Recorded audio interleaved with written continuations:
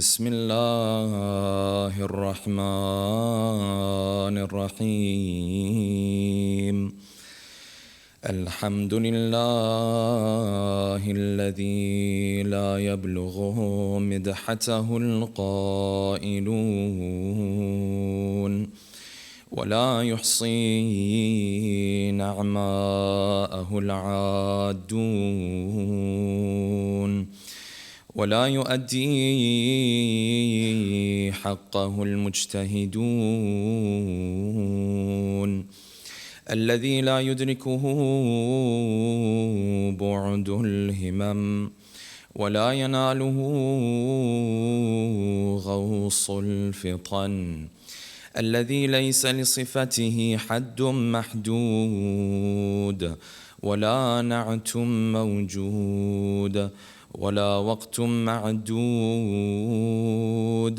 ولا أجل ممدود أما بعد فقد قال الله الحكيم في محكم كتابه الكريم أعوذ بالله من الشيطان الرجيم ولئن أذقنا الإنسان منا رحمة ثم نزعناها منه إنه ليئوس كفور ولئن أذقناه نعماء بعد ضراء مسته ليقولن ذهب السيئات عني إنه لفرح فخور صدق الله العلي العظيم صلوات اللهم صل على For the love of our beloved Prophet and his beloved progeny, a second loud salawat. Allahumma salli ala Muhammad wa ala Muhammad.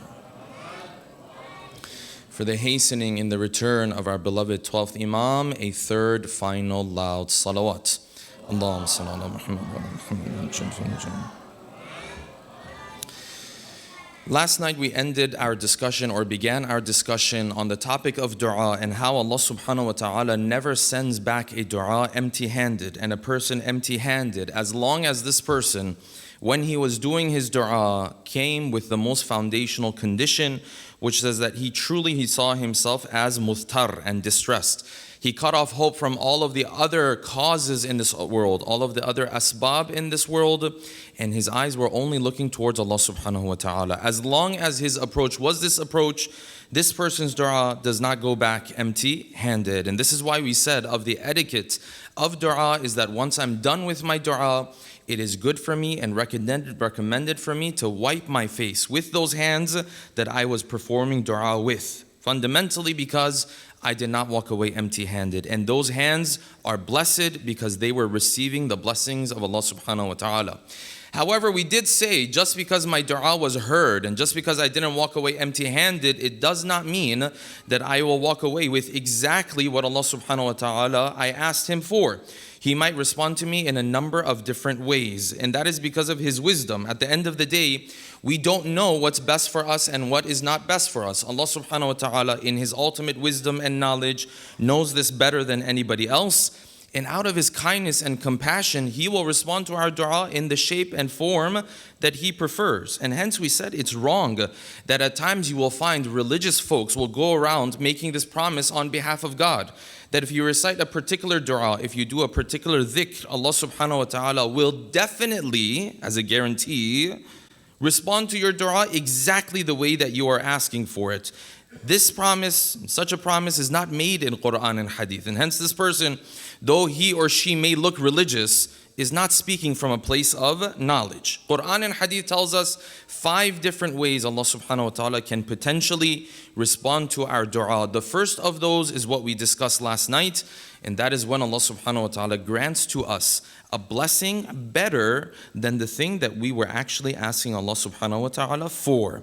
The rest of those 4 ways that Allah subhanahu wa ta'ala can bless us and respond to our dua, as well as what we're supposed to do after our dua is responded to, is the topic that we will be getting into tonight inshallah. And in order to delve into this topic, we'll pose the following questions. Number 1, How did Allah subhanahu wa ta'ala promise the Muslims who were oppressed in Medina that one day, very soon, they would have the ability to go back home and perform Umrah in the city of Mecca? And how did Allah subhanahu wa ta'ala delay the answer to this promise to such a point that even some of the companions of the Prophet could not take it anymore? Number two, from the moments that Nuh asked Allah subhanahu wa ta'ala for his decree to come down, for his punishment to come down, because he knew his people, there is no more hope from them. Any child that is born into this family is also going to turn into a terrible person. From that time that he prayed, and Allah subhanahu wa ta'ala responded to his dua, until Allah subhanahu wa ta'ala sent his decree, how much of a gap and delay was there between these two events? Number three, is it possible that Allah subhanahu wa ta'ala at times will delay the response to my dua specifically because after doing my dua, I continue to engage in sins?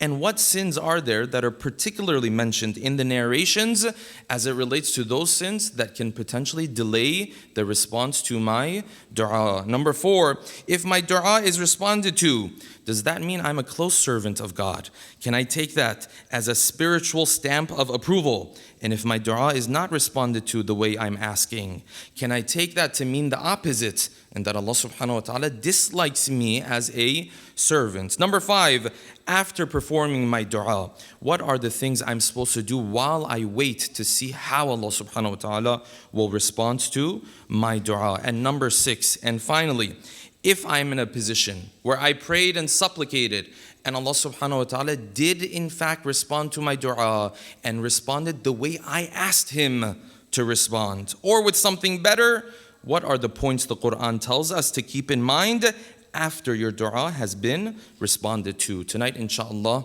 we'll delve into these 6 questions with a loud salawat ala Muhammadin wa ali Muhammad. Allahumma salli ala Muhammad. Let's begin from here. We already established this fundamental point that we don't know what's in our best interest, what's not in our best interest. So we have to leave this to Allah subhanahu wa ta'ala. Yes, every time you want to do dua, you don't have to think and sit and think for hours, is this good for me, is this not good for me?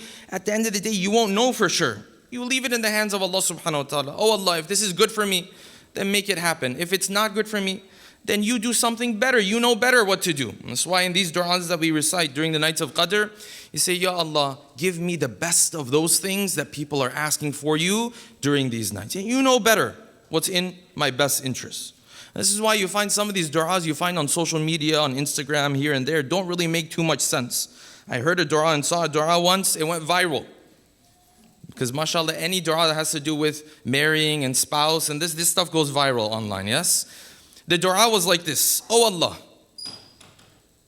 if she is good for me and she is part of my nasib, then oh Allah, make this nikah happen, make this marriage happen, so on and so forth. That part of the du'a is fine. Alhamdulillah. So what if she's not good for you? Then the rest of the du'a is almost like a cheat code. The rest of the du'a continued and said, if she's not good for me, oh Allah, make her good for me and put her part of my nasib. This is not how we do du'a. You put your request out to Allah subhanahu wa ta'ala. If it's good, He'll make it happen for you, inshallah. If it's not good, then I have to sit back and be pleased with that which Allah subhanahu wa ta'ala chooses for me. I can't dictate to Allah subhanahu wa ta'ala. If she's not good, then make her good. Put her in my nasib. This is not how we dictate to Allah subhanahu wa ta'ala. We don't know at the end of the day what's best for us and what's not best. Hence, Allah subhanahu wa ta'ala responds in 5 different ways. Number 1, He gives you something that is better. Number 2 is that He delays the response to my dua. This one has very important theological implications. Why is that? Because you find it in the lives of multiple prophets of God. If you knew someone was a prophet of God and they raised their hand and prayed for something, wouldn't your expectation be that the response would come right there and then? I mean, you're one of the closest servants of God to have ever lived on earth. If you raise your hands and ask God for something, I expect for God to be like, yes, here you go, right here, right now. And you find in some ways, maybe even more often than not, Allah subhanahu wa ta'ala did not do this with His own prophets. So you find of those promises that Allah subhanahu wa ta'ala granted to the Muslims, and it was a shock for the Muslims. was that when they were in Medina, this is in the 6th year after Hijrah, 6 years they've been going through battles and headaches and attacks and so on and so forth. The Prophet saw a dream. And in this dream he saw what? That we are entering into Mecca and we are performing the a'mal of Umrah. This is an amazing news for the Muslims. You have to understand, this is the first time they're ever even considering the chance to be able to go back where? To Mecca, this place of oppression. Now they've been given the ability, you can go back.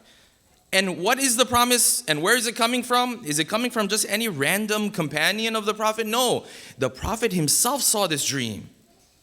And Allah subhanahu wa ta'ala said, لَقَدْ صَدَّقَ اللَّهُ الرُّؤْيَا بِالْحَقِّ.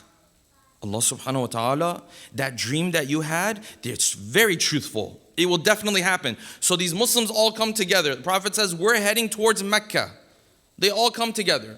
On their way, when they're getting closer and closer to Mecca, all of a sudden they see these mushrikeen have gotten news, of course. They start to come out of Mecca. They say, wait a second, you can't enter. Many of them inside of themselves are thinking, yes, you say we can't enter, but the Prophet had a dream. This is definitely happening. This is what you and I would be thinking. So they came, mushrikeen said, no, you cannot enter. So you have to stay here, outside of Mecca. They said, listen, we have come without weapons. We have come just to do Umrah. You have to let us in. They said, no, we won't let you in. They came to the Prophet, Ya Rasulullah, they're not letting us in. What should we do about it? The Prophet said, yes, we have to do a peace treaty. They said, Ya Rasulullah, you had a dream. You told us this was God's promise. You said it was going to happen. And the messenger of God said, yes, I told you it was going to happen. And I told you it was a promise of God. I did not tell you. And Allah subhanahu wa ta'ala did not tell us when His promise would be implemented. This was so disappointing for these Muslims. The narration says the Prophet had to almost force them to do the a'mal of Umrah outside of Mecca. They wouldn't do it. What do you mean? We're not going in there? We're not going to do this? But it was your dream. It was your promise. He said, yes, it was my promise. But Allah subhanahu wa ta'ala didn't say this year. Maybe next year. Maybe 10 years from now. This was a difficult test for them.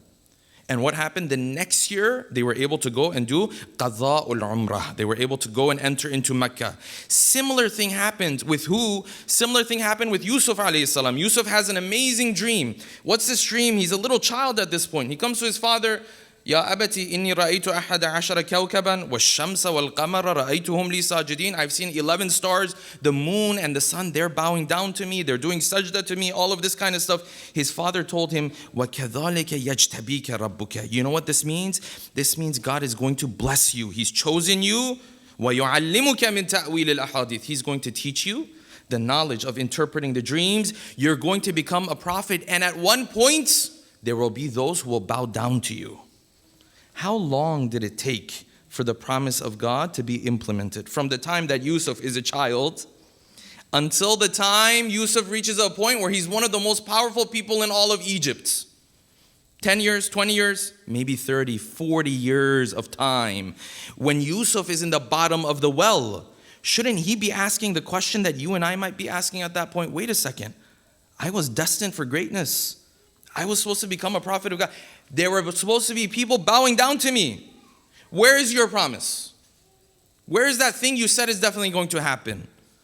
30 years, 40 years. Who else dealt with this? Nuh alayhi salam. He reached a point with his people. He said, there's no more hope for these people. Ya Rabbi, la tadar ala al-ardi min al-kafirina dayyara. Don't leave any of them. I've been calling them for how many years? 900 years? But none of them are coming anymore. The narrations say in 900 years, 80 people Nuh was able to bring into the faith. He said, Ya Allah, send your decree. The revelation came from Allah subhanahu wa ta'ala. Your decree is accepted. Your dua is responded to. Mustajab. Then what did Allah subhanahu wa ta'ala tell him? He said, okay, now take these palm seeds, these date seeds. Go and plant them. They'll turn into palm trees. When you do that, my faraj and the response to your dua is near. So he went, he told his people, we have to do this. They went, they planted them. They turned into palm trees, took the actual dates themselves. They started to consume the dates. Then Allah subhanahu wa ta'ala told them, from those dates that you consumed, take the seeds of those, go plant them.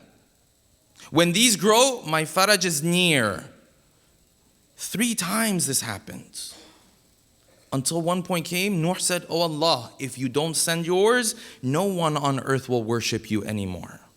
Like, my people can't take it anymore. Until Allah subhanahu wa ta'ala finally did what? He sent his punishment. The narration of Shaykh al-Saduq in Kamaluddin and Tamamun Ni'mah says what? He says, between the dua of Nuh, وَبَيْنَ الطُّوفَانِ, and until the flood, 50 sana, 50 years. Allah subhanahu wa ta'ala has heard my dua, but now's not the time. That's in His wisdom. And we have to be okay with Allah subhanahu wa ta'ala choosing how He wants to respond to our du'as. Aloud salawat. Allahumma salli ala Muhammad wa ala Muhammad. This is why one of the etiquette of dua is to insist on your dua when your dua is not responded to from your perspective. And then of the etiquette of dua is also not to rush the response to your dua. You're supposed to insist, but if it doesn't happen, you're not supposed to lose hope. This is why the 6th Imam, Al-Imam As-Sadiq, salawatullahi wa salamuhu alayhi, sallallahu ala Muhammad wa ala Muhammad. He said, if a servant comes and begins to ask Allah subhanahu wa ta'ala, supplicate to Allah subhanahu wa ta'ala, he will constantly receive the blessings of Allah subhanahu wa ta'ala until he does this, until he starts to rush things. So the companion asked him, what do you mean rush things? Isti'ajal. What do you mean he has ajala? He's rushing things. He said, if he does isti'ajal, what does that mean? That means he sits there at one point and says, I'm not going to pray anymore because I prayed before and I didn't see any response. When he says this, then the blessings end. As long as he keeps his hope in his heart and he does his dua and he says it's in the hands of Allah subhanahu wa ta'ala, the blessings are coming his way. Either that blessing or something else. But the moment he sits back and says, I've been praying mundu kada wa kada for this many years for this hajjah and it hasn't happened, so there's nothing really going on. He said that's when the blessings are cut off. It's one of the etiquette of dua. Sometimes Allah subhanahu wa ta'ala delays the response of a dua because I'm not ready for it yet. Sometimes Allah subhanahu wa ta'ala delays the response of a dua because after doing that dua, I gave myself a green light to go and commit sins. So the narration of the 6th Imam, Al-Imam As-Sadiq, salawatullahi wa salamu alayhi. Yes, I apologize. This narration is from the 5th Imam. Aloud salawat, please. Allahumma salli ala Muhammad wa ala Muhammad. He said, when a servant of God asks God for a request, sometimes Allah subhanahu wa ta'ala responds to the dua. But after responding to the dua, he goes and he sins. Then Allah subhanahu wa ta'ala tells the angel, delay. Why delay? Because God got angry that you disappointed Him? No. Like, people compare God to themselves a lot.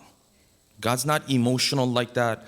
God doesn't have limitations like that. God doesn't feel disrespected the way you and I feel disrespected. Allah subhanahu wa ta'ala doesn't do things because at the end of the day, it's the best for you. So He knows you're stuck in this situation. This is probably the only time in your life where you are willing to make a promise to Him to set aside that habit of yours. So He will utilize that out of your compassion and out of His compassion. He tells His angel, he's sinning, delay it. Sometimes this is the reason why. And then you look into the narrations and you find there are particular sins that are emphasized even heavier. That this one, it stops your dua. Some of them, the dua doesn't even go up. Of those, the most important of them is that if the person who's praying himself has oppressed others. A multitude of narrations, Shia and Sunni have narrated this idea. If you're zalim yourself, your dua is not going anywhere. First you got to solve that. First you have to go back and solve that problem, fix that issue. This is number one. Number two, haram income. Multiple narrations. Dua of this person? No, not until he fixes it. Number three, haram relationships. So this doesn't mean I'm a terrible person. No, I have a fault. Allah subhanahu wa ta'ala wants me to go and fix that. This is out of His compassion, because He knows this is the one moment you might actually make the decision to make changes in your life. He's going to utilize it out of His compassion. And a number of other sins, brothers and sisters. Yes, we are all sinful, but you know what you find in the narrations? At least the one who gives himself a green light to go and commit sins. This one, his dua is not going far. See, there's a big difference if I sit back and say I'm making a decision not to, and then shaitan gets the best of me. But it's another thing if I sit back and say this is my dua, and then yes, I'm just going to go back to my lifestyle. I don't really care. I'm just going to go back to this and do my thing. And you know what? The dua is going to work too. No, you can't trick God like that. I can't trick God like that. Sometimes it's delayed because of my sin. Number 3, sometimes Allah subhanahu wa ta'ala delays the response to the dua of a person because He loves this person so much. He loves the voice of this person coming and speaking to him. Sometimes He loves His servant so much, He likes it when His servant comes and does munajat with him. The narration says sometimes a special servant of God does a dua, and Allah subhanahu wa ta'ala turns to the angel that is in charge of that person. He says, "Iqdi hajatahu." Give him his haja. وَلَا تُعَجِّلْهَا. But not so fast. Give it to him, but slowly. Why? Because أَنَا أَشْتَهِي. I would like to hear his voice of calling on me. That's how much I love him. I want him to come back. I want him to talk to me. I want him to speak to me. And then the narration continues. It says sometimes there's a servant of God, not the best person. Allah subhanahu wa ta'ala says, you know what? Give him his haja. Give his haja very quickly. Maybe because if I don't give his haja, he'll turn away from me. And then look at the end of the narration. What does it say? It says when people are looking at this situation, the good servant, he didn't get the answer to his dua quickly. The not so great servant or bad servant got the answer to his dua what? Quickly.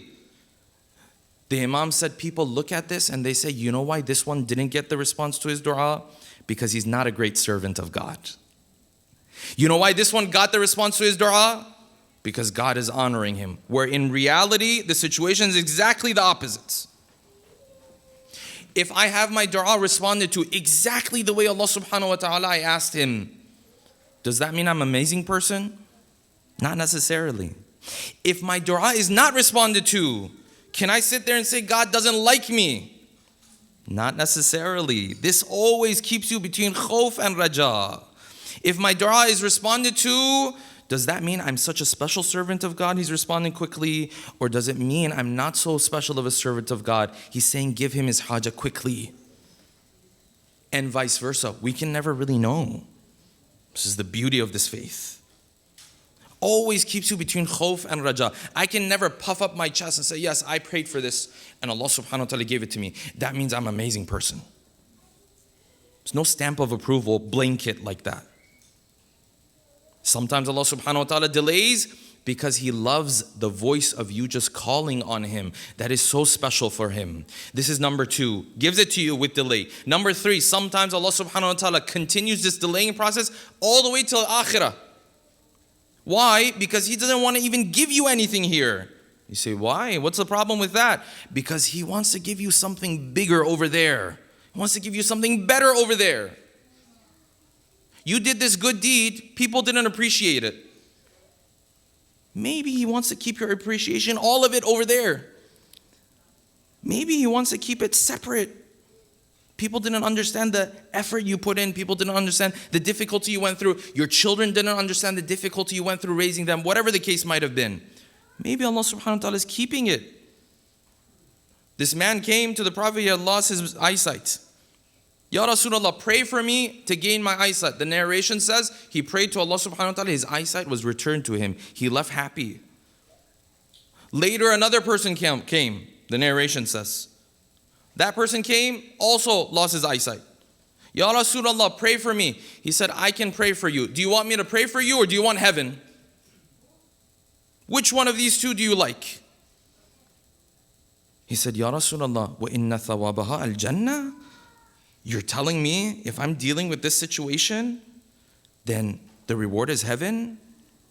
He said, yes, Allah subhanahu wa ta'ala is more generous than to be the type of person who takes away something like eyesight and not put this person into heaven.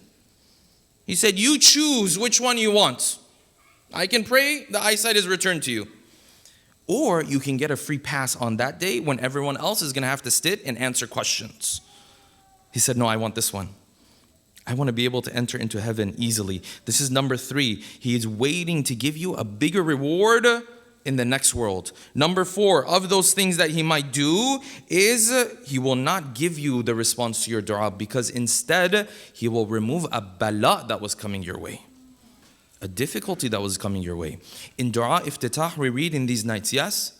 Say, فَكَمْ مِن مَوْهِبَةٍ هَنِيئَةٍ قَدْ أَعْطَانِي وَعَذِيمَةٍ مَخُوفَةٍ قَدْ كَفَانِي. How many terrible things there were that were supposed to happen to me. You took care of them. I didn't even find out.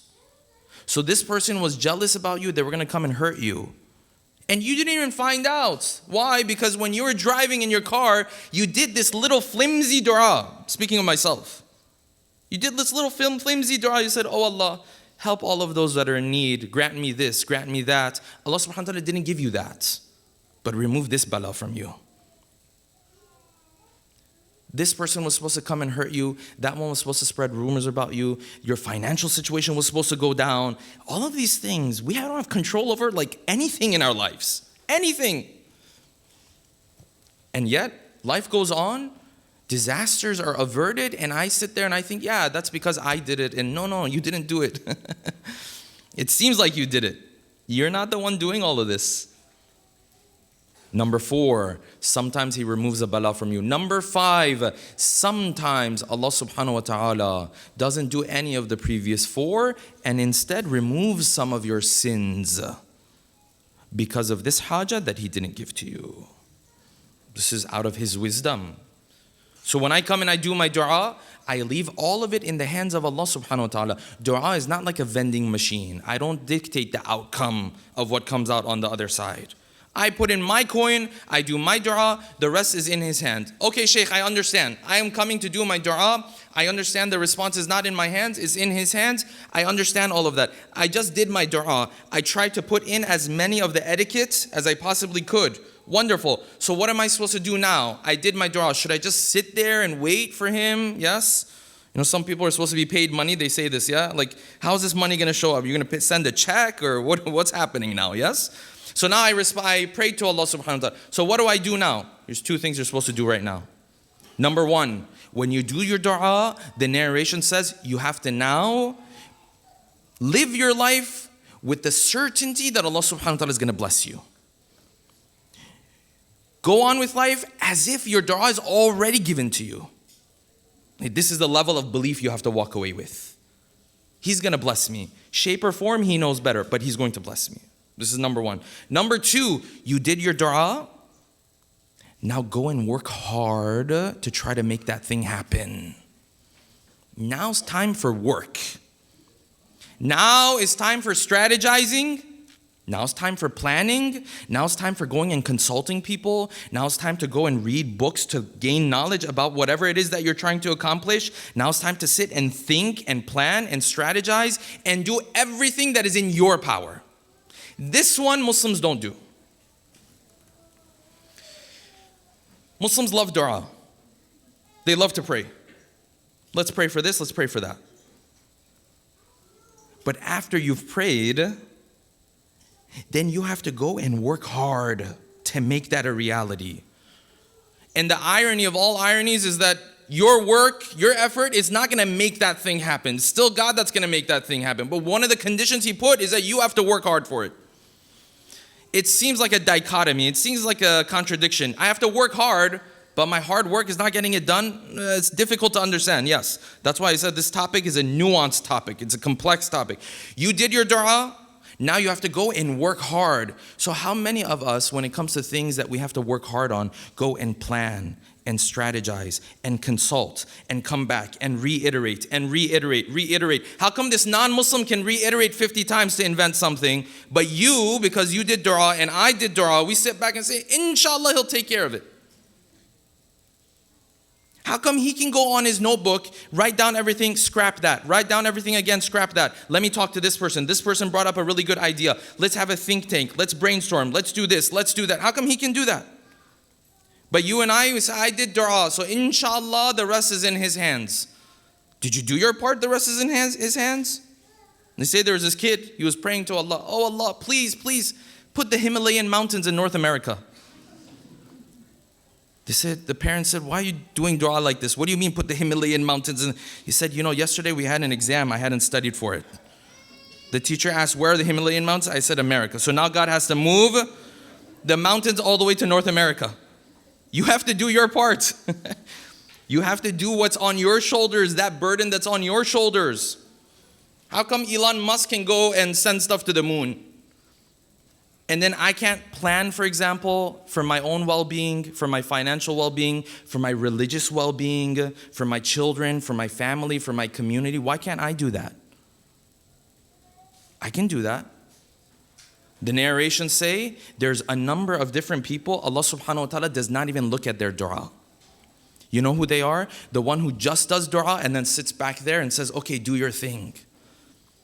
The narration says the one who sits in his house says, Allahumma arzuqni, oh Allah, give me from your blessings. And then the response calls back to him, Alam amurka bit talab, didn't I tell you to do your dua and then go out there and look for your rizq? The one who's given wealth and then he wastes it.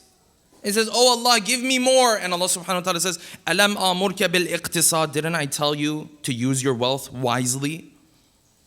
These du'as not heard. The one who takes his wealth, gives it to someone without even getting any receipts, any proof. So later it's disputed. It comes to him, oh Allah, it's disputed. So didn't I tell you to get some proof, some receipts? You didn't do your part. You and I have to do our part. This is where our communities, brothers and sisters, we lack a little bit. We have to do our part. This is 1 and 2. Okay, I did all of this. Sometimes Allah subhanahu wa ta'ala will grant me that thing. Maybe something even better. Now He has granted me all of my du'as. Now what do I have to do? The Quran says, now a new chapter begins. Up until now, you were looking for that du'a, trying to get that du'a responded. Wonderful. Now you say, okay, my du'a is responded. Now I can move on, Shaykh. Yes? No. Now there's some things Quran wants you to pay attention to. 3 things in particular. Number 1, when your hajah is finally given to you, you need to praise and thank Allah subhanahu wa ta'ala. You have to remember that this in fact was from Him. It was not from you. The Quran says, إِذَا مَسَّ الْإِنسَانَ ضُرٌّ دَعَانَا ثُمَّ إِذَا خَوَّلْنَاهُ نِعْمَةً مِنَّا. When He prays to us and we give Him His hajah, you know what He says? قَالَ إِنَّمَا أُوتِيتُهُ عَلَىٰ عِلْمٍ. You know how I was able to pull it off? I pulled it off. I made it happen. Why? I strategized, I planned, I did this, I did that. And the Quran says, don't be that person now. You asked Allah subhanahu wa ta'ala, He granted it to you. Now that He granted it to you, you say, yeah, I did it. You're part of the process, but He delivers results. This is number 1. Number 2, now that you are granted this blessing, know that now this blessing turns into a trial for you. Before you were asking for the blessing, now Allah subhanahu wa ta'ala finally said, here's this blessing. The moment He said, here's this blessing, now a new chapter, a new trial begins, a new test begins. Why? Because God is going to wait there and see, now are you going to turn away from Him? Before you were stuck, now are you going to turn away from Him? So what does the Quran say? The Quran says, there are those, when they call upon us, then we grant them their hajah. You know what happens? مَرَّ كَأَنْ لَمْ يَدْعُنَا إِلَى ضُرٍّ مَسَّهُ. It's a very beautiful terminology the Quran uses. It says these people, they ask us for something, then we give it to them. Marra, He walks past by us as if He doesn't even know us. Like, you don't even recognize me? You don't remember me? The nights of Qadr, you came, you begged, you asked, you did this, you do that. Now you're walking away with your blessing as if I'm nobody. Now I tell you to pray, fast, do the things that you have to do. You don't even care, you just walk. كَأَن لَمْ يَدْعُنَا, as if you never even came to ask us for anything. You ever do a favor for somebody And after you've done the favor for them, they just walk past by you and they're like, yeah, you had to do it, so bye-bye. This is what we do with Allah subhanahu wa ta'ala. Say, He forgets as if He never even asked us for anything. Baba, you were crying, you had tears in your eyes, you were begging, your hands were in the sky. I granted you your blessing. Good for you. Allah subhanahu wa ta'ala is not in need of us. But now remember and obey. This is problem number 2. Number 3 that I have to keep in mind, when Allah subhanahu wa ta'ala blesses me with something, I always have to remember there will still be other trials in the future of my life. Allah subhanahu wa ta'ala says in the Quran, there are those, when we grant them their blessing, you know what He says? ذَهَبَ السَّيِّئَاتُ عَنِّي. Everything's going to be perfect moving forward. He wanted to marry this person. Now I married this person. Now He says, you know what? From now on our life is going to be perfect. And the Quran says, listen, you got this blessing? Wonderful. But there's other tests that are going to come your way. There's trials that are going to come your way. The Quran has a problem with people who are not moderate in their emotions. It says when we put him in difficulty, you know what happens to him? إِنَّهُ لَيَئُوسٌ كَفُورٌ. He loses all of his hope when he's in difficulty. It's over. Life is over. There's no more hope for me. I can't do anything. It's terrible. The Quran says when you're saying that, it's not that bad. And when we grant you your blessing, moderates. You can be excited, you can be happy, no problem. Moderates. Don't sit there and say, ذَهَبَ السَّيِّئَاتُ عَنِّي. MashaAllah, it's a new chapter, I'm never going to have problems again. No, there will be other problems. There will be other trials. There will be more difficulties coming your way. This is how life works. Don't become farihun fakhur. Don't become so happy and so proud in the negative sense that now you forget that there's ups and downs in the life that is in front of us. These are all of the points I have to keep in mind after my dua is responded to. God forbid if I do my dua and Allah subhanahu wa ta'ala blesses me with that blessing and then I utilize that blessing to disobey Him, then this goes against all of the thankfulness I'm supposed to show to Allah subhanahu wa ta'ala. This is why Al-Imam al-Rida salawatullahi wa salamuhu alayhi, he beautifully said, the first level of thankfulness to Allah subhanahu wa ta'ala for His blessings is to remember that what you got your hands on was from Him, not from you. The second level of thankfulness to Allah subhanahu wa ta'ala is not to use that same blessing to disobey Him. He granted you eyes. What are you using your eyes for? He granted you ears. What are you using your ears for? Some of these things you didn't even ask Him for and He gave them to you. I didn't even ask God for these things and He gave them to me. In fact, most of the blessings that you can think of right now in your own life, you never asked Him for. You know what happened? God just looked at you and saw you're needy. Allah subhanahu wa ta'ala looked at you and saw you cannot exist on your own. You can't manage on your own. You're a little baby. You can't even speak yet. So what did He do? He said, I will take his neediness as my dua. I will take his neediness as if he's calling upon me. He doesn't know. He's a child right now. But he needs eyes, he needs ears, he needs limbs, he needs organs, he needs skin, he needs blood, he needs veins, he needs hair, all this whole list. He saw you're needy, granted all of this to you. What He asks of you and I later in life is acknowledge that you're in need, and I will grant to you. So if I take that same blessing, God forbid, and I use it to disobey Allah subhanahu wa ta'ala, what happens then? The promise that Ali ibn Abi Talib, salawatullahi wa salamuhu alayhi, has given to us at the beginning of Dua Kumail. He says, Allahumma ghfir liya dhunub allati tughayyiru ni'am. Oh Allah, forgive for me those sins that can change your blessings. God forbid I end up in this category.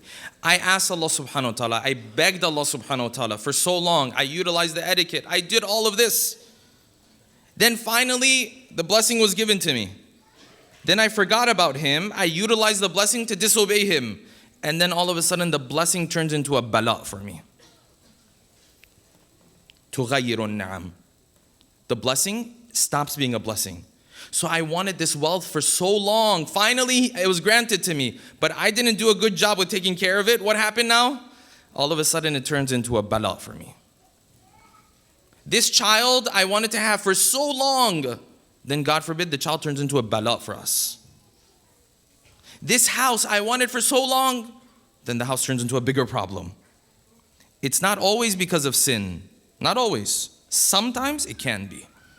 And we ask Allah subhanahu wa ta'ala on this night of all nights that Allah subhanahu wa ta'ala first and foremost grants all of our hajat and all of our du'as, inshaAllah. We ask Allah subhanahu wa ta'ala that all of those who are in difficulty and pain, that Allah subhanahu wa ta'ala frees them from their difficulty and pain, inshaAllah. We ask Allah subhanahu wa ta'ala, specifically our brothers and sisters in Gaza, the atrocities, the tragedies, the injustices, the darknesses. Just last night, UN workers, yes, a non-profit, not tied to the UN, but it was part of a kitchen charity, yes? They were bombed, even from other nationalities. Now, this is the world that we live in. Even though they had given their coordinates to the army, and they were bombed. This is the world that we live in. We ask Allah subhanahu wa ta'ala, because only Him at this point can avail our brothers and sisters and free our brothers and sisters in Gaza from their difficulties and pains, inshaAllah. We ask Allah subhanahu wa ta'ala that all of those who are sitting here, all of those who are watching online, all of those who are part of our extended communities, may Allah subhanahu wa ta'ala grant them their hajats, inshaAllah. And we ask Allah subhanahu wa ta'ala that all of those who have worked really, really hard during these 2 months since we were able to close on this property. We ask Allah subhanahu wa ta'ala to bless our dear volunteers, their families, those who wait 30 minutes, 40 minutes to do iftar so that you and I can do our iftar, those who wait hours after we have left the facility to stay here and to clean and to prepare so that we have a clean facility the next day, alhamdulillah. Those who work very hard behind the scenes, I'll talk more about this inshallah in Eid Salat. May Allah subhanahu wa ta'ala bless all of them and their families inshallah. And finally, last but not least, we ask Allah subhanahu wa ta'ala that He hastens the return of our beloved 12th Imam, بالنبي وآله رحم الله من قرأ سورة الفاتحة مع الصلوات اللهم صل على محمد بسم الله الرحمن الرحيم